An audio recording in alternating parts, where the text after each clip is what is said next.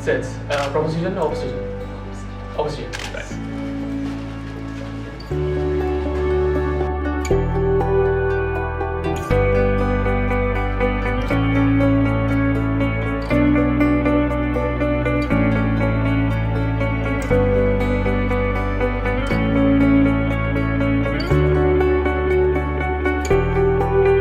In simple terms, an energy crisis is the shortage or the interruption of the provision of energy. This energy crisis has been the talk of the town, especially these days. When we talk about parallel installation, it means following the old system and the new system at the same time until the management decides that the old system can be turned off.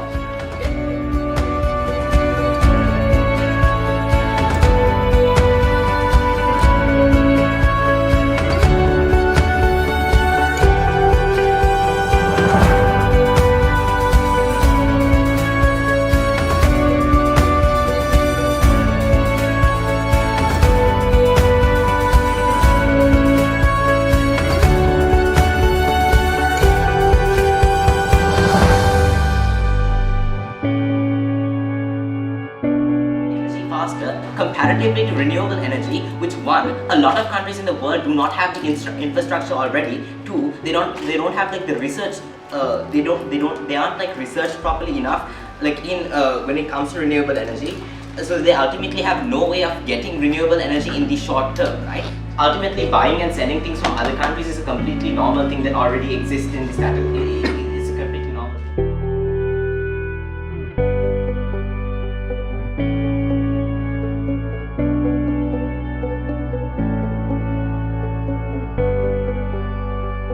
So our team is actually going to be talking about the economic side and social, political and environmental aspects of this debate.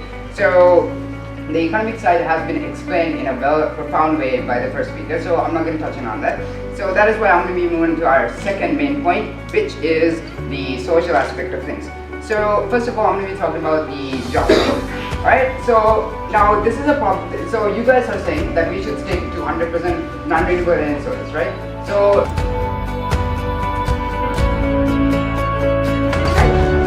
we can see that science proposition told us that non-renewable energy sources, they don't last forever.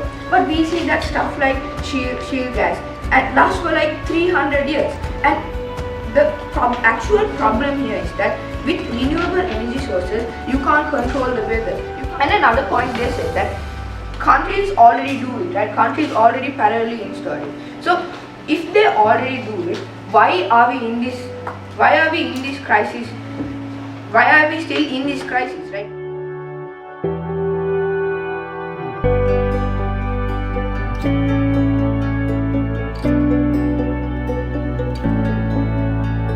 that we cannot focus on both of these at the same time. I would just like to say no.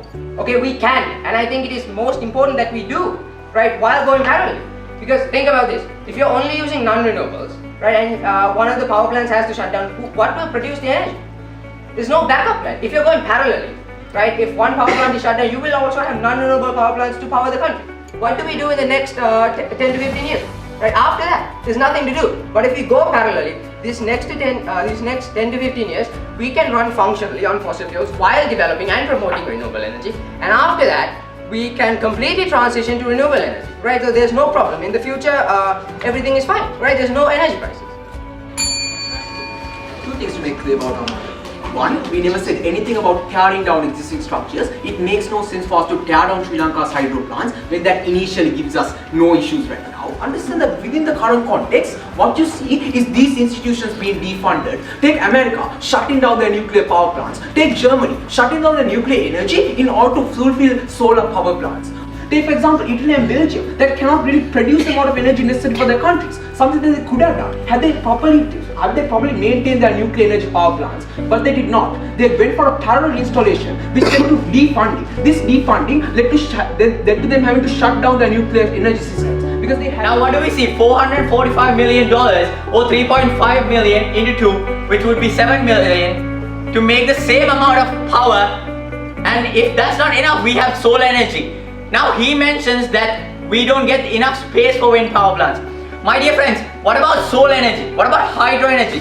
Everything that you make in non-renewables is just its fact that it's good. Now coming up with facts, Sri Lanka is in this situation because about 85% of electricity is produced by non-renewable energy. But what happens if it goes to 100? Can we imagine, my friends? A stone age. We'll be living in complete darkness for the rest of our lives if we could imagine. Now, my dear friends, wind power in Sri Lanka, according to Google, it never broke down, not even once. But Norotchole, renewable power plants, every time we turn on the TV, what we see is this has been turned off this much, the electricity supply will be cut off this much. Yes, my dear friend, what's your question? In the context of California, their rainforests have been burned down, their wind turbines are killing their most extinct raptor species, but furthermore, they are expected to rebuild all of these in 20 years because that's a need when you have these solar panels and wind turbines. How then is this any environmental or cost effective on your side? Building renewable energy. My dear friends, coal. If you have seen their power plants, a 150-acre chimney, a 150-meter chimney, which emits gases, and you're talking about being environmental friendly.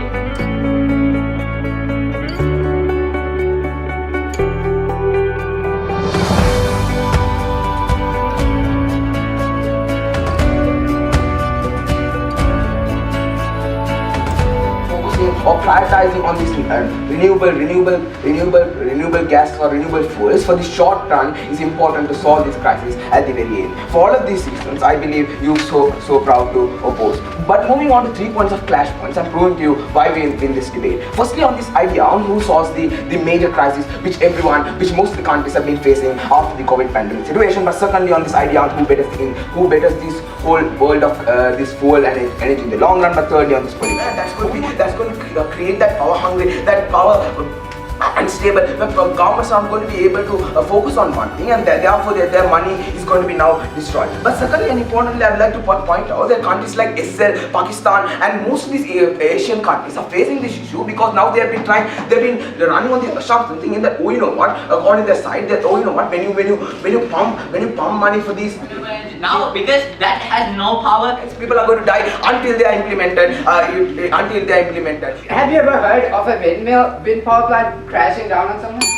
But constantly people everyone hears that nuclear power plants explode, killing millions. So countries like Sri Lanka, we don't even have enough money to install a coal power plant. I mean, nuclear power plants take millions just for one reaction. It takes billions of dollars. How do you think Sri Lanka will fund it? So, with all of that being said, I would like to say that we came out really strongly in this debate, and there's not even anything to say. Like, at the first point in my speech, I proved that there's no point in doing this. We already won this. So, finally, I would like to say that going parallelly in this situation is both economically, socially, politically, and environmental-wise is the best way to go. So, parallel installation is the best, and I am proud to propose. Thank you.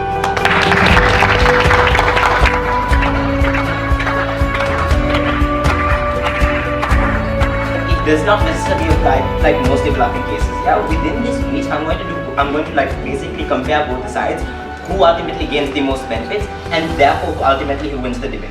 First question on who ultimately gets more energy, right?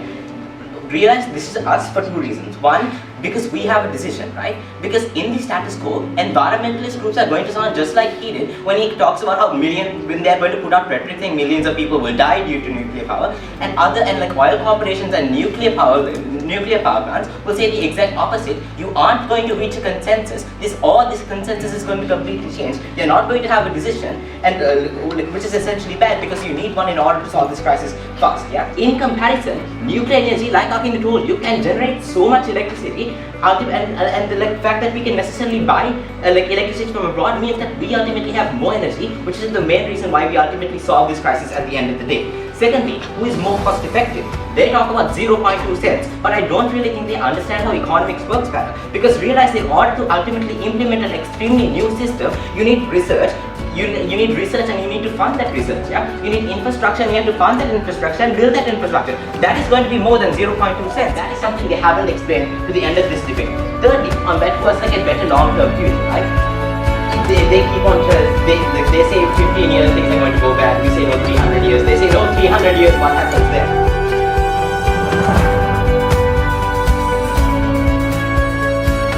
My passion for joining this club started 4 years back when my sister joined Rotary Club from the university. I saw her taking part in varieties of projects, helping different kids from school, and many more inspirational activities. Now let's ponder the plus points of getting into a club like this. We get to know one another and join different interests. We get to run a project and do the ground handling of massive events. And we get to gain self-confidence and reach our maximum level. And these are just a fraction of the loads of things we might gain from this huge arena. Regardless, I think there was a lot of things that Aadam shared with us today that I think all of us can relate to, especially when we are attached to a movement that can help us live our fullest potential and give us opportunities to rise beyond normal. It's to ensure that the service gives you a greater satisfaction, that the satisfaction you may gain yourself. So throughout your journey in Interact, my only word of advice to you is there are so many distractions, the same distractions that distract us in our daily lives. You know, we might grow up in a society that fantasizes about money, that fantasizes about material gain, about items. Vidura and Wesley is maintaining the standards that we had in our past. I came to know about Interact not from my school days. It was only when I had to go from the department, Education and Publications department, where I was chief editor, to Mahanama and the principal. The Interact Club, as I saw, was perhaps driven by the corporate sector of the country, I saw several companies, directors of several companies came to the school and they took our students and engaged with them in many activities. This is the path that we have taken and you are now treading where you will prosper in the future.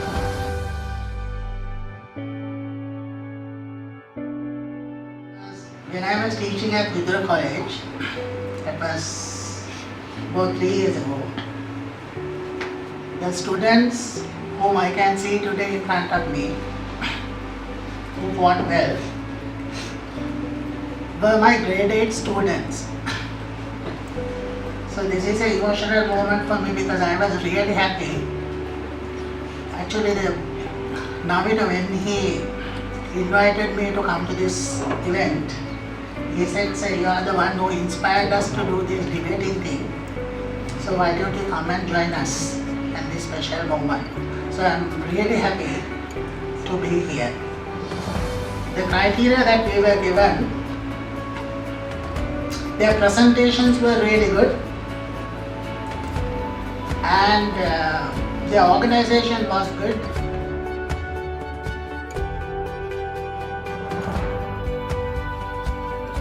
2022 is Ahmed, Aadam, Thurab.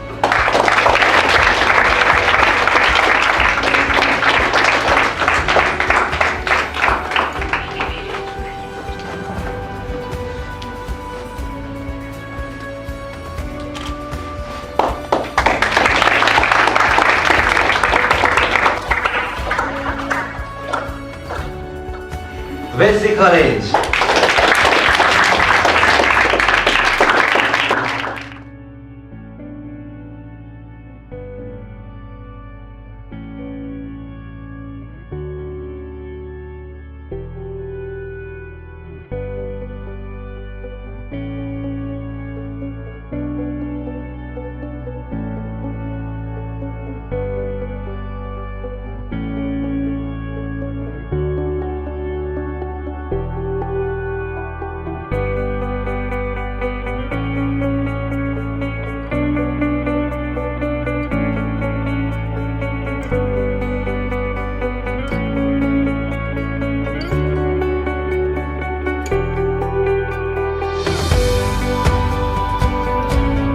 Good morning.